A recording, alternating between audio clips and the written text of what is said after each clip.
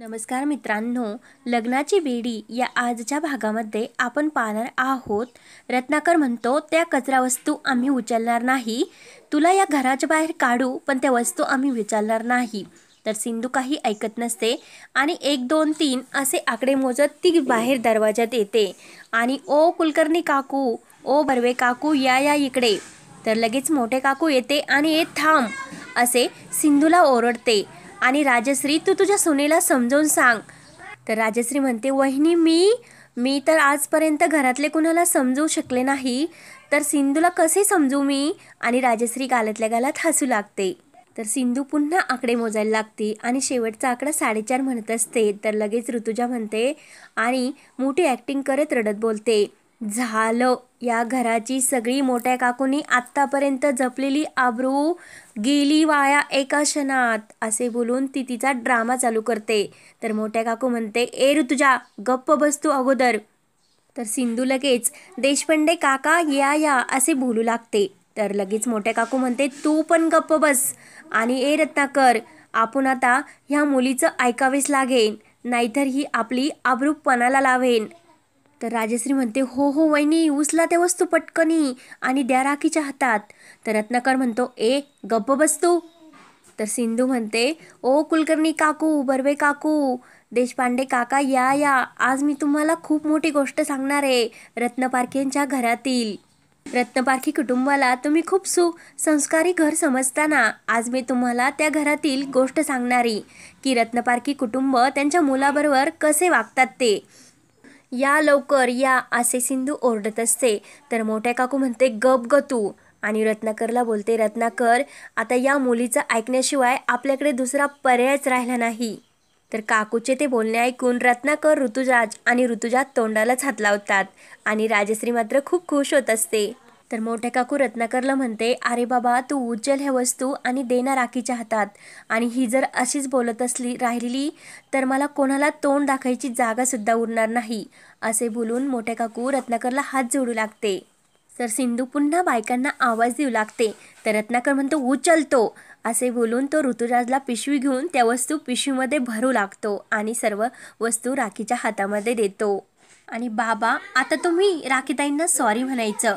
तर रत्नाकर म्हणतो, मी का सॉरी म्हणायचं. तर लगेच सिंधू पुन्हा बायकांना आवाज देऊ लागते. तर रत्नाकर नाईलाजाने राखीला म्हणतो, सॉरी. तर राखी खूप खुश होते आणि सिंधूकडे पाहत असते. तर मोठ्या काकू तिथून जायला निघते.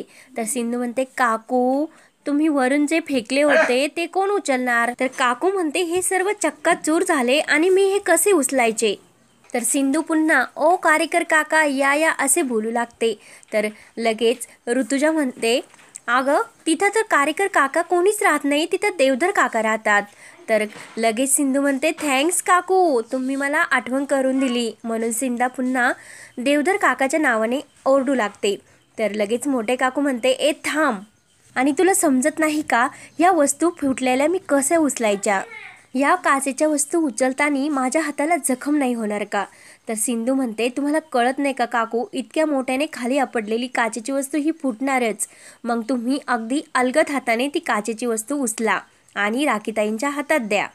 तर मोठे काकू शेवटी ती वस्तू उचलण्यासाठी लागते आणि राजश्री गालातल्या गालात हसत असते. तर लगेच मधू म्हणते, मामी थांबा, तुम्ही असे काही काम करायचे नाही. तर सिंधू मधूला म्हणते, तुम्हाला मध्ये करायची काहीच गरज नाही आणि तुम्हाला मध्ये पडण्याची इतकी हौसच असेल तर मी काहीच करणार नाही. म्हणून सिंधू पुन्हा आवाज देऊ लागते. तर लगेच मोठे काकू म्हणते, मी उचलते, नको ओरडू. तर मोठे काकू शेवटी ते कपल स्टॉलचे गिफ्ट उचलते आणि राखीच्या पिशवीत टाकते. तर राखी खूप खुश होते. तर सिंधू राखीताईंना म्हणते, राखीताई, आता तुम्ही तर खुश आहात ना, तुमची सर्व गिफ्ट तुम्हाला परत मिळाले. तर मधू लगेच म्हणते, सिंधू, तू घरच्यांना ब्लॅकमेल करून आज त्यांच्याकडून खूप काही लहानांचे काम करून घेतले, तुला काही कळतच नाही. तर लगेच सिंधू म्हणते, मी हे सर्व का केले आणि राखीताईंच्या खुशीसाठी मी हे सर्व केले आणि तुम्हाला ते काय समजणार, त्यामुळे तुम्ही मध्ये बोलूच नका, असं सिंधू मधूला उत्तर देत असते. तर रत्नाकर म्हणतो, आम्ही आज कचरा उचलून दिला म्हणजे आम्ही लग्नासाठी परमिशन दिले असे नाही आणि हे लग्न जर झाले तर आम्ही या घरामध्ये राहणार नाही. तर राजश्री म्हणते, अगं बाई, मग तुम्ही दोघे कुठे जाणार? तर त्यानंतर इकडे राघव योगेशला सांगत असतो की घरातले सर्व लोक या तुमच्या मोमेंटला तयार नाहीत, पण तू काळजी करू नको. एकदा जर तुमचे लग्न झाले ना, तर तू राखीवर किती प्रेम करतो हे पाहून घरातली सर्वजण खूप खुश होतील आणि तुम्हाला सर्वजण खूप आनंदाने एकत्र बोलावतील.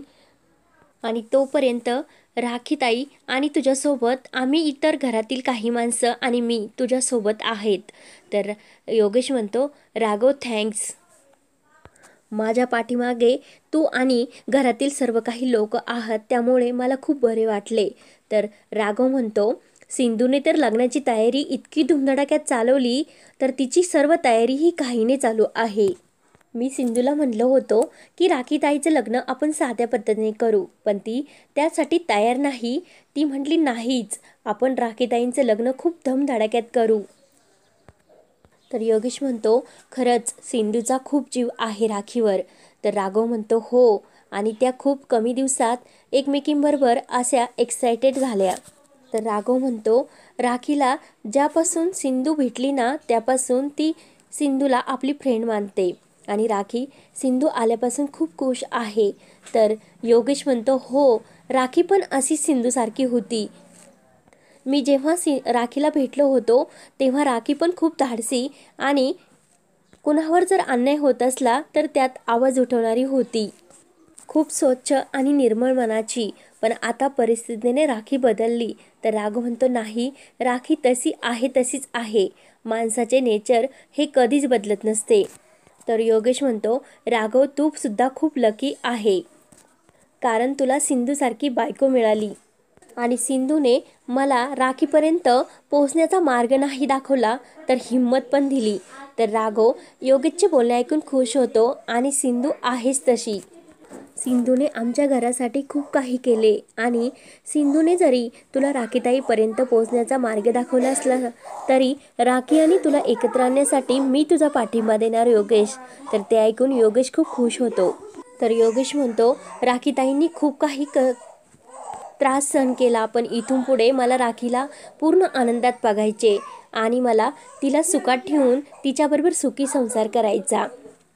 तर राघव म्हणतो, जा आता लग्नाची तयारी कर, मी तुझ्या पाठीशी आहे. तर योगेश खूप खुश होतो. तर राघव म्हणतो, मला बाकी काही नाही, तू फक्त राखीताईंला सुखात ठेव. तर योगेश प्रॉमिस देतो आणि मी राखीताईला कायम आनंदात ठेवीन असे तो राघवला प्रॉमिस करत असतो. तर राघव खुश होतो आणि तेथून जायला निघतो. त्यानंतर जाताना राघव योगेशला म्हणतो, योगेश काही असू, पण ती गोष्ट तू माझ्यापासून कधीही लपून ठेवू नको. तर योगेश खुश होऊन हो बोलतो आणि राघव तेथून निघून जातो. त्यानंतर इकडे रत्नाकर सिंधूला म्हणत असतो, बावळटे का तू, आम्ही या घरातून कुठे जाणार आहे? जायचे असेल तर ही मुलगी घराच्या बाहेर जाईल.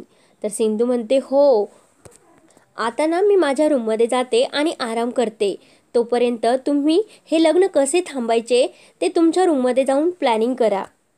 आम्हाला काही फरक पडणार नाही, पण तेवढाच तुमचा टाईमपास होईल आणि आमच्यामध्ये काही विघ्न पण येणार नाही. असे बोलून सिंधू त्यांना रागवत असते. आणि सिंधू राजश्री आणि राखीताईंना आतमध्ये रूममध्ये घेऊन आलेली असते. तर रत्नाकर आणि मोठी काकू मधू यांचा खूपच जळपाट होत असतो. तर राखी आतमध्ये येऊन रडू लागते आणि आत्या, त्या माझ्या घाणेरड्या आईने ना माझे सर्व गिफ्ट्स फेकून दिले. तर रजनी आणि राजश्री राखीला समजवण्याचा प्रयत्न करू लागतात. तर राजश्री रजनीला म्हणते, रजनी किती खूप सुंदर दागिने आहेत ना हे, असं बोलून त्या राखीला समजवण्याचा प्रयत्न करत असतात. तर लगेच रजनी म्हणते, हो, किती खूप सुंदर हार आहे हा. तर लगेच राखी शांत होते आणि योगेशने जे मी काय त्याला 10 वर्षापूर्वी मागितले ते सर्व आठवणी ठेवून मला आणून दिले आणि ती साडी घेते आणि योगेशच्या आठवणीने माझ्यासाठी पाठवले. तर राजश्री, ऋतुजा आणि सिंधू ती सर्व दागिने आणि ते बांगड्या घालून राखीला म्हणतात, राखी तू खरंच किती सुंदर दिसते. आणि राखी ती साडी आपल्या अंगावर घालून सिंधू म्हणते, खरंच पिंक कलरची साडी तुमची आवडती, तुम्हाला खरंच शोभून दिसते. तर राखी खूप खुश होत असते. तर लगेच ऋतुजा म्हणते, योगेशने जर आमच्या राखीला या रूपात जर पाहिलं ना तर तो राखीला विसरणार सुद्धा नाही. तर लगेच राखी म्हणते, योगेश खरंच किती चांगला आहे, तो आमची एक सुद्धा आठवण विसरला नाही. तर सिंधू म्हणते, इतक्या चांगल्या माणसाबरोबर राखीताई आता तुमचे लग्न होणार. तर लगेच राखी खूप खुश होते आणि माझं लग्न होणार म्हणून खूप खुश होत असते. तर त्याचवेळी राजश्री मात्र रडत असते, कारण राजश्रीच्या डोळ्यामध्ये राखीसाठी पाणी आलेले असते. तर सिंधूचे लक्ष राजश्रीकडे जाते आणि आई तुम्ही का रडता असे ती राजश्रीला विचारत असते. तर लगेच राखी आणि ऋतुजा नाराज होऊन राजश्रीकडे पाहत असतात. त्यानंतर इकडे रत्नाकर मोठ्या काकूंना म्हणत असतो, तू त्या मुलीमुळे का रडतेस वहिनी. तर मोठ्या काकू ही नाराज होऊन रडत असते. तर रत्नाकर म्हणतो, तू का रडतेस. तर ऋतुजाच म्हणतो, आपण त्या मुलीला धडा शिकूच चांगला आणि आता तर मी त्या मुलीला सोडणार नाही. तर ऋतुजा लगेच म्हणते, शांत व्हा, वहिनींची अवस्था पहा अगोदर, आणि मी त्या मुलीला असा काही सोडणार नाही. तर मोठ्या काकू म्हणते, आता काय होणार हेच माहीत नाही. ती मुलगी आपल्या घराची आबरू वेशीवर टांगायला निघाली होती आणि अजून काय बघायला मिळणार आहे काय माहीत, म्हणून काकू टेन्शनमध्ये आलेले असते.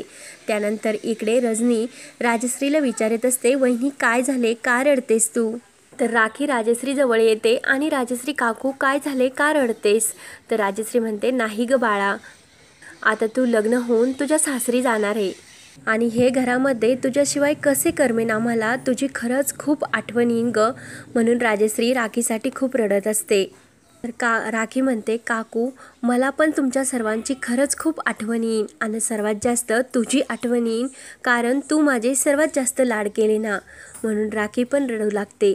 तर इकडे मधू काकूला समजवत असते आणि मामी ती मुलगी कधीच जिंकणार नाही, पण त्यासाठी तुम्हाला या घरामध्ये स्ट्रॉंग लावे लागेल आणि तुम्हीच जर अशा रडत बसला तर आम्ही कुणाच्या चेहऱ्याकडे पाहिजे. म्हणून म्हणते, मामी तुम्ही शांत व्हा. तर रत्नाकर म्हणतो, राणी बरोबर बोलते वहिनी, तू शांत हो, तू टेन्शन घेऊ नको, शांत हो आणि अशी खचून जाऊ नको असे रत्नाकर आणि मधू सर्वजण काकूला समजत असतात. तर काकू म्हणते, कसे मी टेन्शन घेऊ नको, इतकी वर्ष हे कुटुंब मी एकत्र बांधून ठेवलं होतं, पण आता तेच कुटुंब माझ्या डोळ्यात देखत असं विखुरतंय, तर ते मी कसं पाहू असं बोलून काकू खूप रडत असते. तर हा भाग येथे संपतो. तर मित्रांनो, तुम्हाला हा भाग कसा वाटला कमेंट्समध्ये नक्की कळवा आणि मराठी रंग 2 या चॅनलला नक्की सबस्क्राईब करा. धन्यवाद.